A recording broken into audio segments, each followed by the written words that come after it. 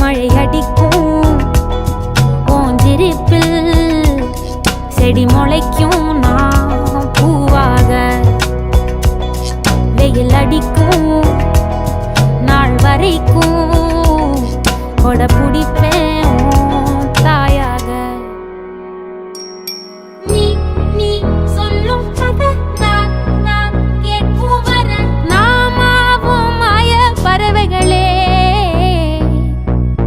தென்கிழக்கு தேன் சிட்டு செம்பருத்தி பூ